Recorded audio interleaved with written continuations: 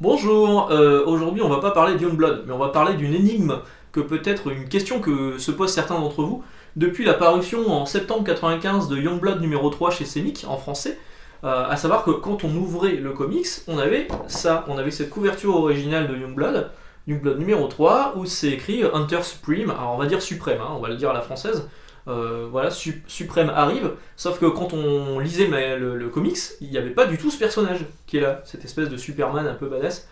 Il n'était pas dedans. Pourquoi? Réponse aujourd'hui, je vais vous expliquer. En fait, donc le personnage de Suprême. Aujourd'hui, on va parler surtout des publications françaises, hein, parce que j'ai quelques numéros VO, mais pas assez pour me dire suffisamment connaisseur du personnage. On va parler des versions françaises parce que le comics a été confié à un moment au bon soin d'Alan Moore. Et oui, c'est un récit inédit d'Alan Moore avec Rob Liefeld derrière. C'est un peu improbable, mais c'est arrivé. Et je vais vous expliquer un petit peu qu'est-ce qui a fait que Alan Moore est arrivé sur le titre, parce qu'à la base, le personnage c'était juste une backup story, et c'est pour ça que vous l'avez pas en VF, parce que Semic avait décidé de ne pas du tout le publier. C'est juste une backup, c'était un flipbook, il fallait le retourner comme ça pour avoir l'histoire de Suprême, l'apparition de Suprême.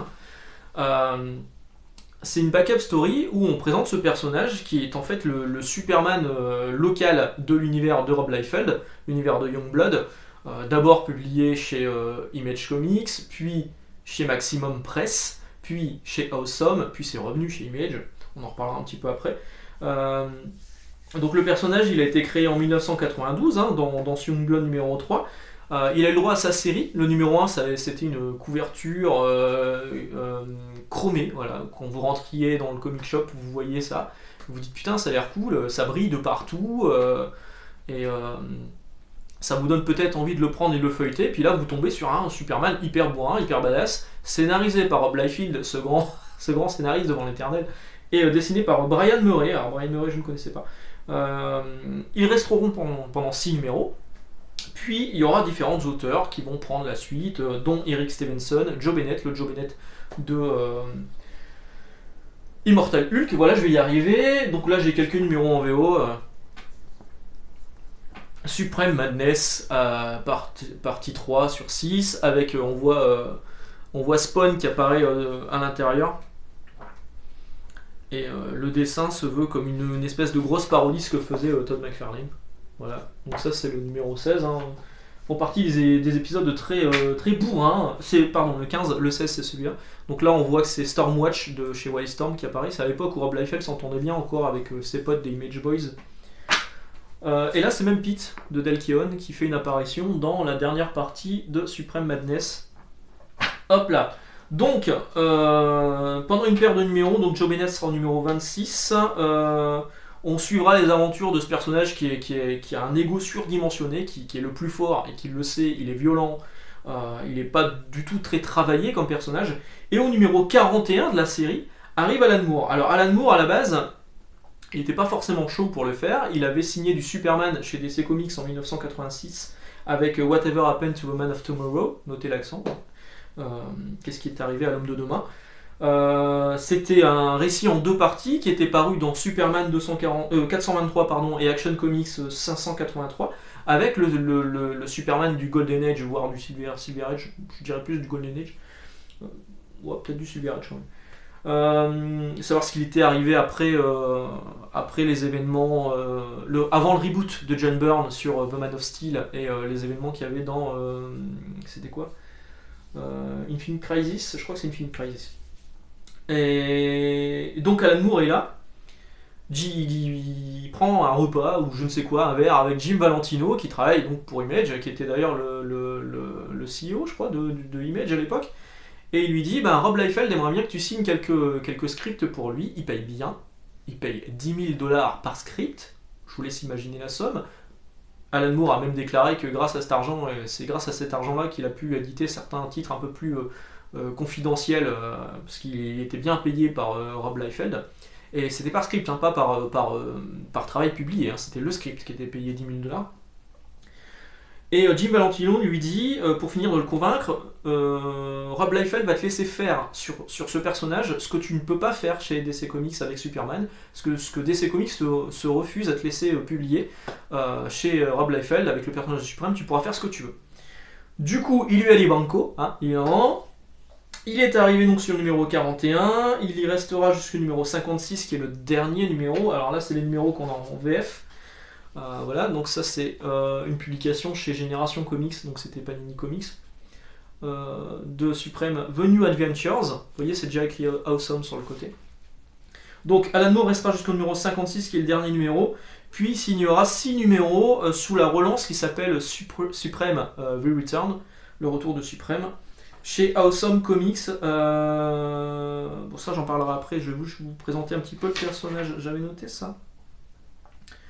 Donc le personnage de Supreme, je vous le dis, c'est le Superman. Il a une identité secrète qui est Ethan Crane. Et en fait, Ethan Crane est dessinateur chez Dazzle Comics. Il n'est pas journaliste comme Clark Kent, il est dessinateur. Et il scénarise, il est dessinateur du comics Omni-Man. Et ouais, Omni-Man, c'est improbable. Alors Omni-Man, vous le connaissez sans doute. C'est le personnage de Invincible. En fait, c'est le père d'Invincible. Je l'avais sorti là d'ailleurs. Où est-ce que j'ai mis? Il est là, ouais. Le père d'Invincible, donc qui est ici. C'est Omni-Man. Mais c'est pas la même version d'Omni-Man. Par contre, à un moment, Supreme va croiser cette version d'Omni-Man. Qu'est-ce qui se passe? Je veux dire, c'est un peu n'importe quoi. Donc, Génération Comics nous avait offert un premier numéro qui est là, avec là-dedans les numéros 41, 42, 43. Alors, il n'y a que 3 numéros parce qu'ils sont un peu oversize. Au dessin, vous avez Joe Bennett. Je vous avais dit que Joe Bennett était déjà là. Voilà.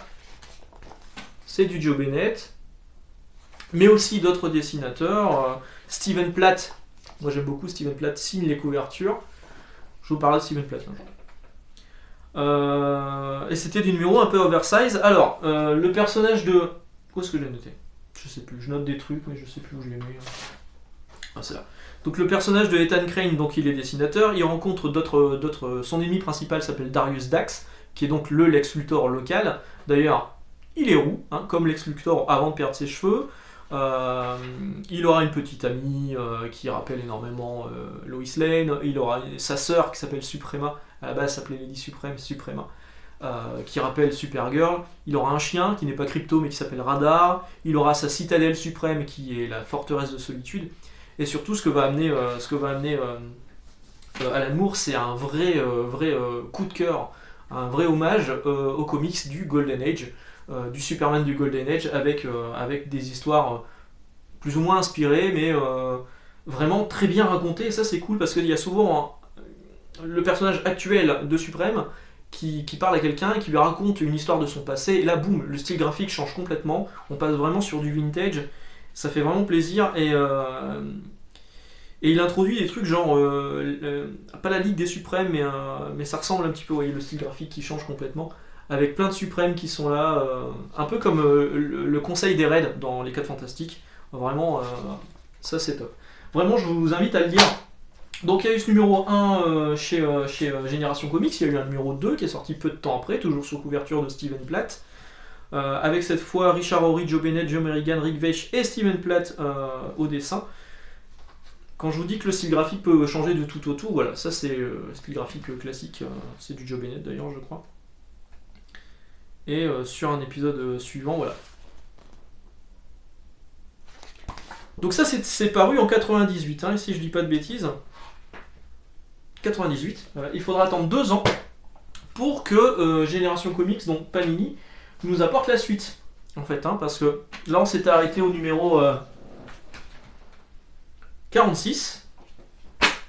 Et pour avoir la suite, il faudra attendre 2020. Donc c'est avril 2020. Le numéro 3 directement. Donc quitte à perdre des lecteurs sans relancer en numéro 1, ils sont passés directement au numéro 3. C'était une autre chose à l'époque. Hein. Panini, ça ne suivait pas, c'était pas des relaunchs toutes les 5 minutes. Là, 2 ans plus tard, ils sortent un numéro 3. Quitte à perdre les lecteurs en cours de route. Donc ce numéro 3 qui est là. Voilà, couverture de Rob Liefeld.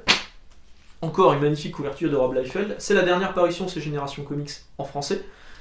Ils nous ont annoncé à la fin qu'ils avaient encore du matériel pour publier Génération Comics. Pour publier. J'ai vraiment du mal aujourd'hui, je suis vraiment désolé parce que en plus cette vidéo elle me tient vraiment au cœur parce que c'est un personnage que j'aime beaucoup. Ils avaient encore du matériel pour publier un autre numéro, à savoir Supreme The Return, je vous en ai parlé tout à l'heure, mais ça n'arrivera pas du tout chez Panini Comics, ça arrivera chez Delcourt par la suite. Hop, qu'est-ce que j'ai zappé? Plus rien. Donc Supreme The Return, c'est ça. Moi je l'ai en VO chez Checkerbook. Il y a un petit scandale à l'époque avec Checkerbook, notamment sur le premier, parce qu'il y a deux TPB. Hein. Il y a le TPB qui reprend tous les numéros qui étaient publiés en VF chez Génération Comics, et il y a ce deuxième TPB. Le premier TPB, en fait, Checker avait juste repris les comics, les avait scannés, et il n'y avait aucune retouche, et on voyait même à travers certaines pages les bulles de derrière. Ça a fait un scandale. Du coup, il y a deux éditions qui existent. Faites gaffe si vous achetez le premier TPB. On peut reconnaître la différence sur le dos du comics. Les écritures sont pas exactement les mêmes. Alors, qu'est-ce que je voulais vous dire encore? Donc, Supreme V-Return, c'est donc la fin du run de Alan Moore, avec 6 épisodes parus chez Awesome Comics. À la fin, il était chaud encore pour continuer, mais il a demandé à ce que Steve Moore, aucun lien fils unique, ils sont pas frères ni rien, ils sont pas cousins, co-scénarise avec lui, et que lui continue à toucher 10 000 dollars à chaque script. Et là, Rob Liefeld a dit non, mais là ça commence à faire un peu cher, d'autant que Awesome Comics, c'était pas vraiment un grand succès à l'époque. D'ailleurs, ils se sont arrêtés peu de temps après. Et donc, Rob Liefeld a refusé, mais il lui restait encore un script écrit par Moore qu'il n'avait pas utilisé. Et du coup, il l'utilisera un peu plus tard avec Erik Larsen. Ouais. Donc Moore avait déjà un pied chez Wildstorm pour America's Best Comics, donc il n'a pas insisté, il s'est barré. Hein. On sent d'ailleurs que Tom Strong, le personnage de Tom Strong, est fortement inspiré par les écrits de Alan Moore sur Supreme. On retrouve d'ailleurs Chris Sprouse, voilà, Chris Sprouse qui est le dessinateur sur ces épisodes, et qui arrivera sur Tom Strong juste derrière. Donc Alan Moore embarquera Chris Sprouse avec lui pour faire son Tom Strong. Qu'est-ce que je vous disais? La fin de Awesome, c'est la fin de Supreme, ça je vous l'avais dit, il restait un récit inédit. En 2011, donc Rob Liefeld et Erik Larsen annoncent que le récit inédit d'Alan Moore va être publié. C'est Erik Larsen qui arrive au dessin, donc en 2012, il y a un numéro 63 de Supreme qui arrive. À la base, la série s'était arrêtée au numéro 62, plus les 6 épisodes de Supreme Return. Heroes Return, je suis fatigué. Avec juste Larsen, et du 64 au 68, Larsen signe les scénarios en faisant suite à Alan Moore. Là, il n'y a plus de script d'Alan Moore. Et c'est Cory Hamscher qui dessine. Et là, cette fois, il va affronter Omni-Man, le vrai Omni-Man, celui d'Invincible. Et la série, malheureusement, n'a pas du tout marché. Ça n'a pas du tout plu aux lecteurs de l'époque, qui s'attendaient à avoir du Alan Moore inédit et se retrouvent avec du Erik Larsen qu'on connaît. Hein. Moi, j'aime bien, c'est plutôt dynamique, c'est plutôt sympa, mais bon, clairement, c'est pas un scénariste au niveau de Alan Moore. Et donc ce sera la fin, voilà, ce sera terminé pour Supreme. On le reverra par contre une fois en 2015 dans ce qui s'appelle Supreme Blue Rose. Alors en fait c'est pas Supreme mais c'est sa sœur Suprema qui est au cœur du récit, avec l'ex-petite amie de Supreme, Diana Dane. Dans un récit chez Image Comics scénarisé par Warren Ellis et dessiné par Tula Lotté. Voilà. Le style graphique il est vraiment particulier.